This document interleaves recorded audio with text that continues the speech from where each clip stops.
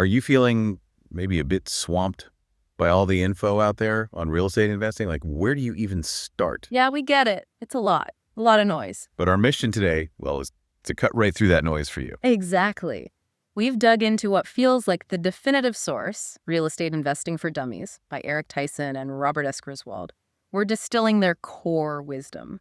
So today we're going to lay the groundwork, talk fundamental principles. Then explore the different investment types. Some might surprise you. We'll cover building your essential A-team, the pros you need. Decoding financing options, always crucial. And then get into the real nitty-gritty, managing properties, even some clever tax strategies. It's all about pulling out those key nuggets, understanding what really drives success straight from these experts without getting bogged down. Okay, so let's dive right in. Those foundational principles. The authors, they really hammer this home. Real estate investing, not just buying a house. No, fundamentally, it's about purchasing a future income stream or cash flow. That's the core. And here's the kicker. According to them, the real key, the secret sauce, if you will, is identifying which properties sellers have underpriced. Which is a huge shift, right? Not just looking at curb appeal. Totally. And what's fascinating is how they immediately ground this in finance, not just, fancy kitchens. It's vital because beginners often get distracted by the physical property. Right, and miss the bigger picture. Exactly. They miss that the underlying economic health of the area is way more predictive of success. The authors stress starting by evaluating the overall region's economic trends. Because if the local economy is weak, your chances plummet. Doesn't matter how nice the house is, an unsound area just diminishes success. Makes perfect sense. You need jobs, people wanting to move there. So, okay, they also talk valuation, saying pros and you, the investor, should value a property based on the projected net operating income, NOI. And that's not always easy. Projecting NOI, especially a few years out, they say it's time-consuming and requires a lot of experience. So not a quick napkin calculation then. Definitely not if you want it right, because NOI, that's the property's financial heartbeat, really, what it earns before debt payments. So how does real estate stack up against, say, stocks? The authors call it an ownership investment. Right, like stocks or a small business. It produces periodic income and gains upon refinancing or sale. And often, robust long-term returns. Okay, but what about risk? We all remember 2008. True. It doesn't always go up. The 2008-2012 recession proved that. But generally, it doesn't suffer from as much volatility as stock prices do. Less jerky, maybe. Kind of. But here's a serious warning they give. A 10-15% decline in value. That can wipe out all, as in 100% of your invested dollars, once you factor in transaction costs. Wow, 100%. Because of leverage. Because it's often highly leveraged. That small dip hits your equity hard. That is sobering. Okay, but here's where they flip the script, right? On liquidity. Yeah, this is really interesting. Most people see real estate's relative illiquidity. It's hard to sell quickly, but the authors, they call it a strength. Seems counterintuitive, doesn't it? Totally. Why? Because it encourages investors to buy and hold onto your properties for the longer term. They say typically 7 to 10 or more years. It directly counters all that flipping hype you see on TV. Right. Forget the quick flip. It's almost like a behavioral nudge. Those high transaction costs, about 8 to 12% of the purchase price, make short-term gains super difficult anyway. So the illiquidity forces you to think long-term. Pretty much. It acts like a built-in brake against, emotional rash selling. Pushes you towards the strategy that actually builds wealth in real estate. So, okay, before you listen, even look at Zillow. Right. You ready? Personally. Financially. Yes. The authors have some blunt advice here.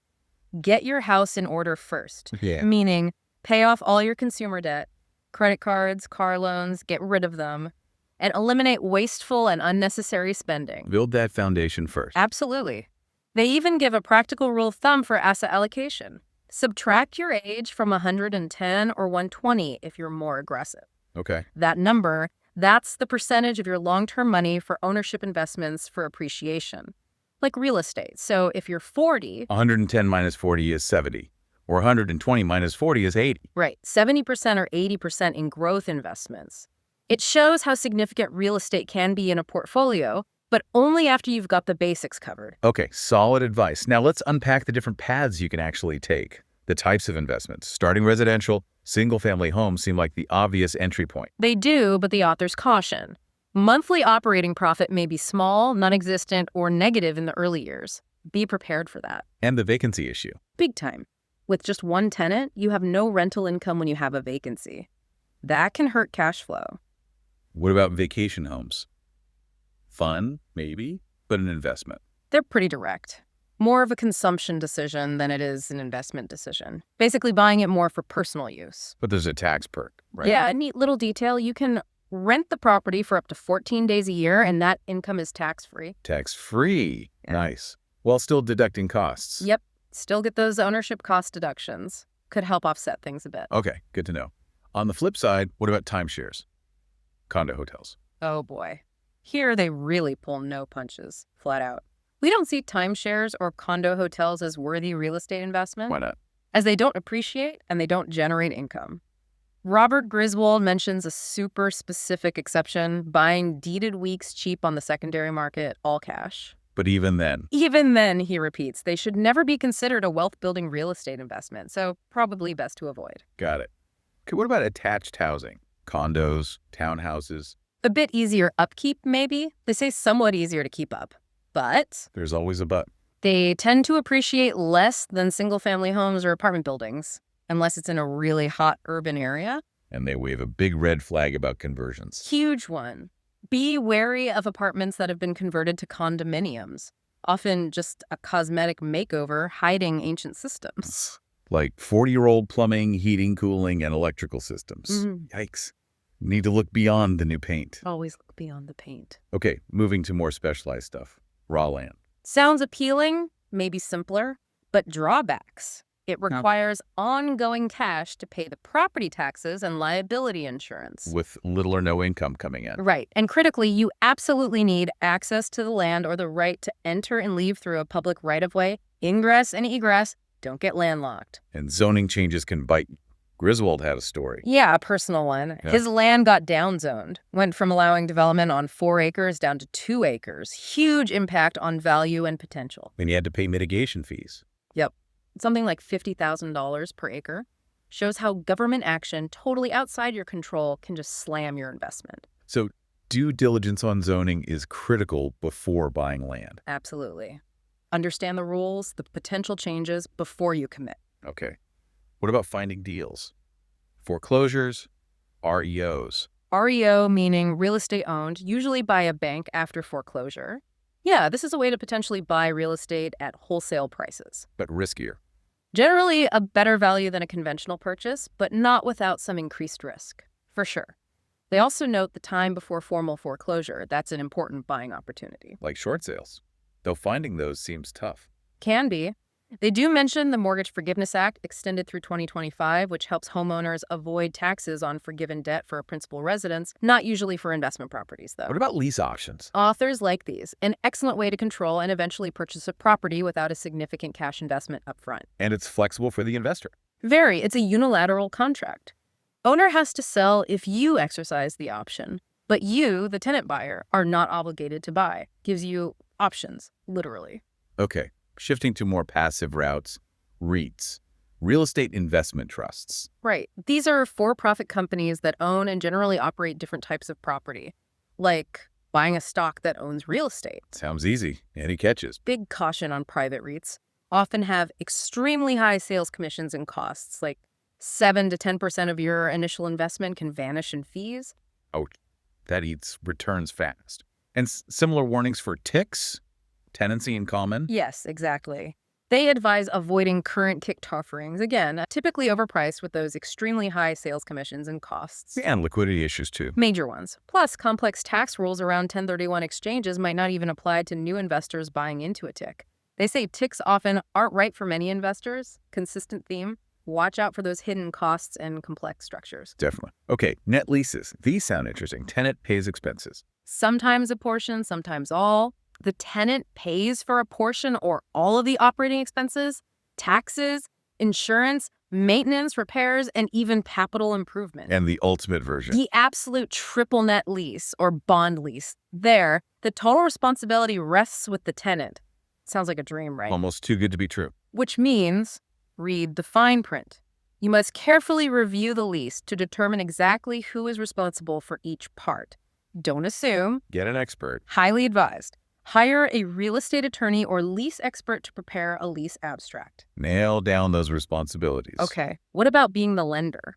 Buying notes. Yep, you can act as a lender, buy notes or trust deeds. They mention private hard money loans specifically. High interest rates. Can be. Above market interest rates ranging from 12 to 18%, plus loan fees of 3 to 5 points. But high risk too. So limit exposure. Definitely. They advise lending no more than 50 to 60% of the value of the property. Keep a safety margin. Last one, tax lien certificates. High interest potential. Some states over 18%, yeah, and apparently over 90% are redeemed within 24 months. So you usually get your money back plus interest. If they don't redeem. You could end up owning the property, so the key advice: always limit your purchase of tax lien certificates to properties that you're willing to own, just in case. A crucial safety net there. Okay, wow, lots of options.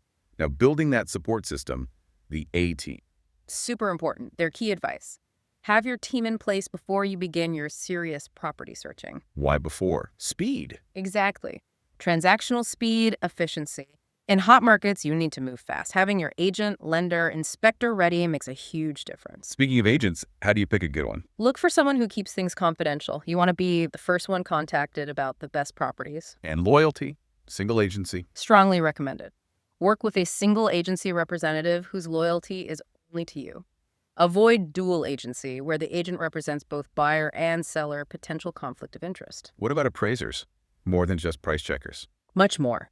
They can provide insight into the factors that can lead to an increase in the market value, help you figure out cost-effective upgrades, identify areas that are in the path of progress. Do they help with strategy too? Absolutely. Robert Griswold's partner even hired one in-house. That's how valuable they saw that role.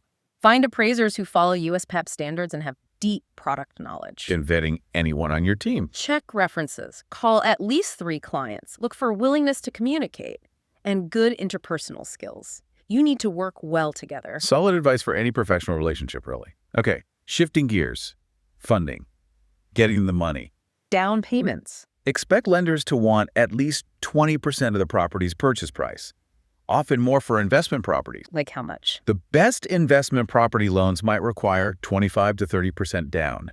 If you put less down, say 10%, expect much higher interest rates and loan fees. So good credit is vital. It's huge. Credit is cash, as they say. High FICO scores mean better rates, saving you big on financing costs. Makes sense. What about mortgage types? Fixed versus adjustable. Fixed rate. Your rate and payment stay the same. Simple. The risk: if rates fall later, you're stuck with a relatively higher cost mortgage. And ARMs, adjustable rate mortgages. They start with a particular interest rate, usually a good deal lower, that's the teaser rate, but it's destined to increase. And some are particularly dangerous. Yes. Avoid negative amortization ARMs. Those are the ones where your loan balance increases even as you make payments. A serious trap. Yikes. Okay, any alternatives? Seller financing. Can be great. An extremely beneficial way to buy real estate when your cash position is limited. Sometimes you get better terms than banks offer. Lower interest, maybe waived fees. Worth asking about then. What's a recourse loan? Sounds risky. It is. A full recourse loan means if you default and the foreclosure sale doesn't cover the debt, the lender can seek a deficiency judgment. Meaning they come after your other assets. Exactly. Your savings, other properties. So be very careful before agreeing to such terms. Understand if your loan is recourse or non-recourse. Good to know. And you need paperwork ready. Yep. Have your personal financial statement prepared in advance. Lenders always want it, often every year after, too. Finally, cash reserves. Crucial, right? Non-negotiable. Always includes keeping some cash in a checking or money market, a reserve balance large enough to pay your mortgage and all the basic property expenses for at least 2 to 3 months without relying on any rental income. That's your buffer. Okay, buffer secured. Now, sealing the deal. Due diligence, closing. Getting it right. Because acquiring and owning the right real estate at the right price is how to build wealth. It takes diligent evaluation, good and bad aspects. What about properties sold as is? Major red flag, according to the authors. You should sincerely consider whether it's worth the increased risk. It often means the seller knows something's wrong. And at physical inspections, what are the big warning signs? Structural issues. Look for cracks. Don't buy the settlement cracks excuse easily. Also misaligned structure like uneven floors or walls. And soil issues. Water damage too. Mold. Huge risk. Water intrusion can lead to environmental toxins and mold. Nasty stuff. They even suggest a proactive step. Immediately install steel-braided supply lines on all water sources. Less likely to burst than rubber hoses. Smart tip. Choosing the inspector. Go pro, full-time professional inspectors. Someone who does at least 100 comprehensive inspections per year and carries errors and omissions insurance. Protects you if they miss something big. Okay. How you hold title the ownership structure. Important. Very. Should not be made as an afterthought. Talk to your legal, accounting, tax advisors. Options. Sole proprietorship. Easiest, maybe, but unlimited liabilities. Your personal assets are at risk and no real tax advantages. LLC. Limited liability company. Often a good choice. A hybrid form. An unbeatable combination for many real estate investors. Gives you limited liability without the burden of double taxation like a corporation. Downsides. Can be more costly to set up and maintain. Like California's minimum $800 annual franchise tax, even if you make no money. Okay. The closing process itself. Smooth sailing. Rarely. Generally takes longer than planned, especially for non-residential properties with complex leases or environmental checks. And insurance at closing. Griswold had a story. A critical one, his advice. Don't allow your escrow to close until you have written documentation confirming that your property insurance coverage is in force. Why so adamant? He saw a property suffer a catastrophic loss or liability claim just hours after closing before the new owner's insurance kicked in. Total nightmare. Get confirmation in writing. Wow. Okay. Message received, and keep the final closing statement. Absolutely. Keep it safe. It establishes your initial cost basis when you go to sell the property. You'll need it for calculating capital gains taxes later. Okay. Deal closed. Now the long haul. Operating the property. Self-manage or hire out? Many start self-managing, sure, but the authors state pretty clearly, for virtually all real estate investors, the day will come when you are best served using a professional property manager. To handle the 4 T's. Exactly. Tenants, turnover, toilets, and trash. Frees you up to find the next deal. If you hire one, what to look for? Firms that manage property exclusively, not just as a side business to sales. Check licenses and credentials like IRM's CPM designation. Any red flags with managers? Be wary of companies with in-house maintenance crews. Potential conflict of interest, they might mark up often unnecessary repairs to boost their own bottom line. Good point. Working with tenants. Rules. Definitely. Setting up some basic rules in writing. Make them reasonable and enforceable and absolutely must not discriminate against anyone. Fair housing laws are serious. What about raising rents? Always awkward. It's one of your toughest decisions, they admit. But their advice is interesting. Don't just max it out. Right.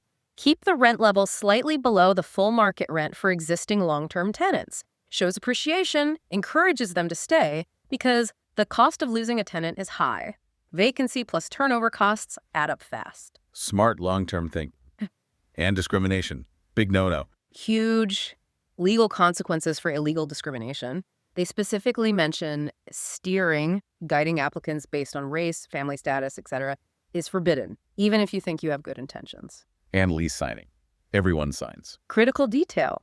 Be sure to have all adult occupants review and sign all documents, including addenda, before they get the keys. Everyone living there is bound by the lease. Got it. Maintenance for value. Curb appeal. It's the best advertisement for your rental property. Makes it easier to attract good tenants. Best bang for your butt renovations. For residential, updating the baths and kitchens generally offers the best return on investment. Don't necessarily need to gut the whole place. Risk management. Insurance. How to protect yourself. One way is transferring risk. Require licensed and qualified contractors and suppliers who provide their own insurance coverage, and get them to name you as an additional insured on their policy. Umbrella policies. Good idea. They provide additional $1 million in vital coverage for relatively low cost, maybe $2,500 to $5,000 per year. Higher limits available too. Renter's insurance for tenants. Smart move. Suggest it. Maybe even require it in the lease. Why?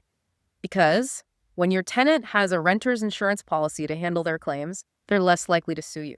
Their insurance covers their stuff. Makes sense. Yeah. And again, verify your insurance is active at closing. Cannot stress that enough. Okay, finally, wealth building. Accounting, taxes, long-term plays, record keeping. Essential. If you don't accurately document all the income streams coming in and the expense payments going out, you won't be a real estate investor for long. Need organized files, legal docs, income expenses per property year, tenant files, maintenance records. Technology helps here, presumably. Massively. New technology in banking, plus computerized rental property accounting software packages. Lots of options now, from basic like Quicken Home and Business up to sophisticated systems like Yardi Voyager for large portfolios, which Robert Griswold uses. Real-time reporting. Yeah, the better software gives real-time, daily, and weekly reporting. Helps you stay on top of things. And taxes. The fun part. Or maybe just the important part. Important, definitely. But crucial advice first. Don't let tax considerations drive your decisions. Purchasing real estate should always be an economic decision. Don't buy a bad deal just for a tax break. Okay, but the breaks are good, right? Depreciation. It's a big one. An accounting concept that allows you to claim a deduction because the building wears out over time. Even if you're maintaining it. Yes. It's a non-cash deduction that reduces the taxable income from the property. Think of it like a government interest-free loan until the property is sold. You deduct it now, potentially pay tax later when you sell. How's it calculated? Straight line depreciation. Residential property over 27.5 years, commercial over 39 years. Your accountant handles the specifics. Okay.